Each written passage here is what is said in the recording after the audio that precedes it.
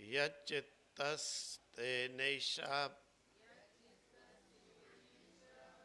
प्राणमायाति प्राणस्तेषा युक्ता सहात्मना यथा संकल्पितं लोकं नयति यच्चित्तः तेन एषा प्राणम् आयाति प्राणतेजसा युक्ता सह आत्मना यथा संकल्पितं लोकं नयति य एवं विद्वान् प्राणं वेद न ह्यस्य प्रजा हीयते अमृतो भवति तदेषः श्लोकः य एवं विद्वान् प्राणं वेद न अस्य प्रजा हीयते न अस्य प्रजा हीयते अमृता भवति तद एषा श्लोकः यच्चित्त तेन यह चित्ता जैसे चित्त वाला होता है, जैसे चित्त वाला होता है, यत चित्ता जैसा चित्त होता है, जो जैसे चित्त वाला होता है, यानी जैसे चित्त का क्या है, मन बुद्धि चित्त अहंकार, अंतःकरण कहा जाता है। उनमें मन का काम है संकल्प विकल्प करना, बुद्धि का नाम है काम है निश्चय करना अनिश्चय करना, चित्त का काम है चित्तता, यानी मन के साथ में चित्त मिलकर संकल्प, और विकल्प तो जैसा चित्त मन के साथ होता है संकल्प विकल्प वाला, उस समय जैसा चित्त संकल्प करता है सोचता है, तेना उस चित्त के साथ ऐसा प्राणम आयाति, ये ऐसा जीवात्मा के लिए कहा कि ये जीवात्मा प्राणम आयाति प्राण शक्ति को प्राप्त करता है पहुंचता है।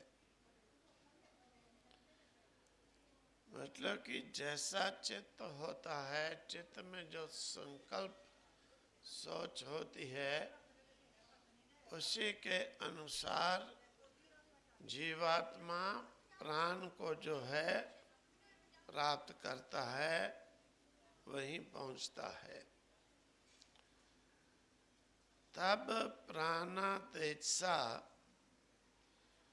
फिर क्या होता है, जो प्राण को प्राप्त होता है उसमें जो उदान रूप प्राण है, उदान रूप जो प्राण है जिसका स्वरूप है तेज, ब्रह्मांड में तेज स्वरूप जो है उस उदान नामक प्राण का है। वो उत्क्रमण गति से युक्ता सह आत्मना, सह उससे साथ लेकर, उससे युक्त होकर, आत्मना जीवात्मा के साथ, यथा संकल्पितम, जिस प्रकार से चित्त ने संकल्प किया हो, तत्कालीन मतलब कि अंत समय, जब इस शरीर को त्याग कर जीवात्मा को दूसरे शरीर को प्राप्त करना होता है। इस प्रकार से कह दें, जब दूसरे शरीर को प्राप्त करने की तैयारी में होता है, उस समय जैसा चित्तता होती है, जैसा संकल्प होता है, जैसी सोच होती है, उसके अनुसार लोकम नयति, प्राण जो है जीवात्मा को उस लोक में ले जाता है। कौन से लोक में ले जाता है? अगर तो पुण्यात्मा है तो ऊर्ध्व लोक में ले जाता है, पुण्य योनि में ले जाता है। पुण्य योनि हो जाते हैं देवता, फिर अर्ध पुण्य योनि मनुष्य भी कहा कि मनुष्य में पुण्य और पाप दोनों का मिश्रण होता है। क्योंकि पुण्यों से पुण्य योनि स्वर्ग देवता पद प्राप्त होते हैं, और केवल पुण्य हो। और केवल पाप हो तो जीवन भर कभी अच्छा काम किया ही नहीं तो पाप योनि प्राप्त होती है। पाप योनि का जिसमें कि बिल्कुल सुख हो ही ना, तो वो हो गया पशु पक्षी।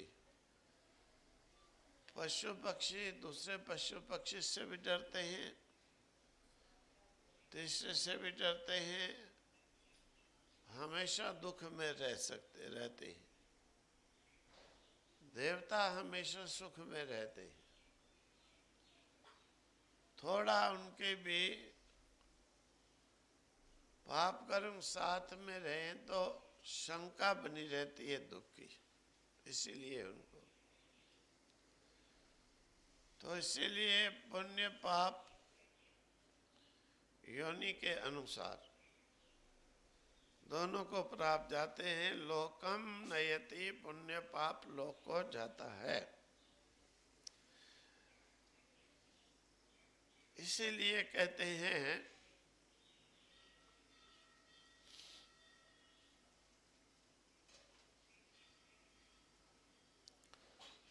उपनिषदकार का कहना यह है कि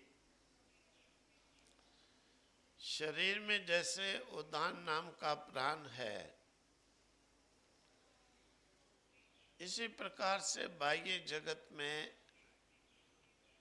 पृथ्वी जल अग्नि जो तेज है वो है। पिंड और ब्रह्मांड के पांचों प्राणों का वर्णन करने के बाद में ऋषि फिर जो है पिंड की तरफ आते हुए वर्णन करते हैं कि ये जो शरीर है, जब तक शरीर में तेज रहता है तभी तक शरीर रहता है। जब तक शरीर में तेज रहता है तभी तक शरीर रहता है। तेज मतलब देखते हैं लोग मरते समय हाथ लगा के, गर्म है तो समझो जीवित है। अगर गर्मी सारी खत्म हो गई, ठंडा पड़ गया तो समझ जाते हैं ये गया। क्योंकि जब तक तेज है तभी तक जीवित है। अब तब तक आत्मा यानी ये जीवात्मा प्राण की सहायता से शरीर में रहता है। जीवात्मा बिना प्राण के जीवात्मा भी नहीं रहता है, और जीवात्मा के बिना प्राण भी नहीं रह सकता है। जीवात्मा तभी तक शरीर में रहता है जब तक प्राण है। प्राण की सहायता से ही जीवात्मा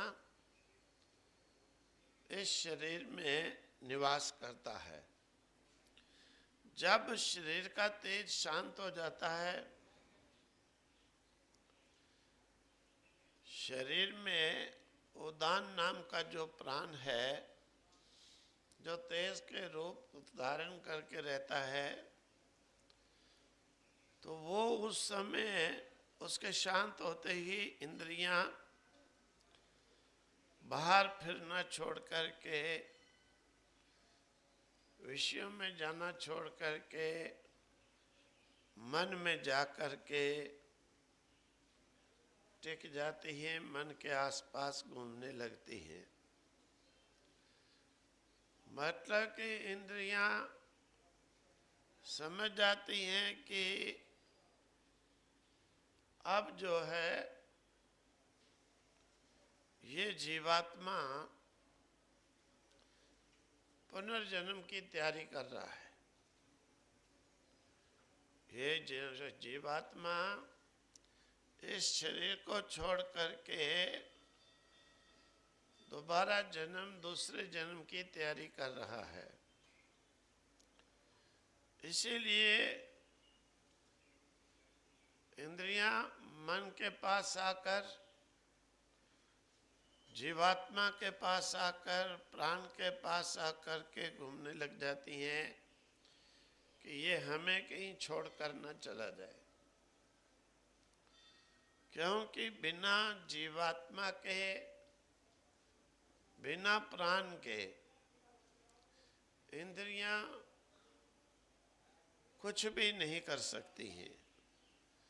इंद्रियों के जो भोग हैं, इंद्रियों के जो विषय हैं, उन विषयों को इंद्रियां जो सेवन करती हैं, वो जीवात्मा और प्राण की सहायता से ही करती हैं। तो जीवात्मा जब इस शरीर से तैयारी करता है निकलने की, जब तेज खत्म होने लगता है, यानी उदान नाम का प्राण इस शरीर में तेज के रूप में रहता है। जब वो ठंडा होने लगता है, तेज निकलता है तो ठंडा होने लगता है, तो इंद्रियां पहुंच जाती हैं बाहर भटकना छोड़ करके।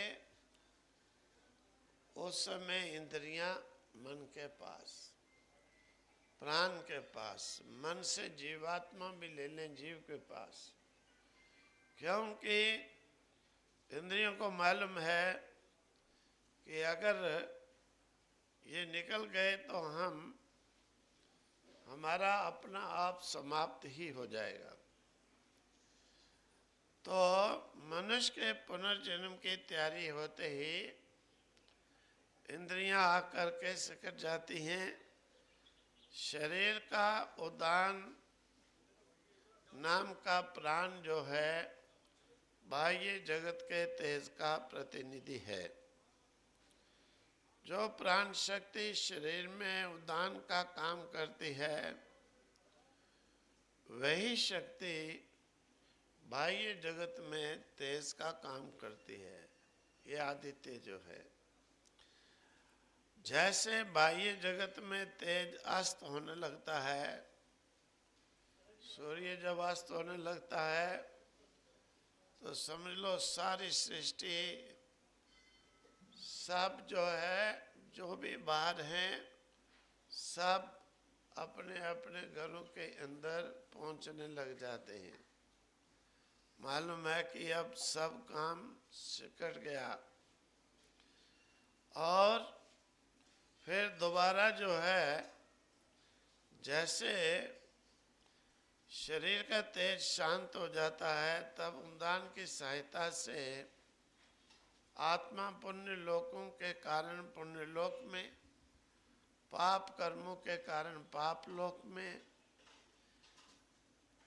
उभय कर्मों के कारण पुण्य भी हों पाप भी हों तो मनुष्य लोक में, यानी जिस प्रकार का चित्त होता है उसी प्रकार से जो है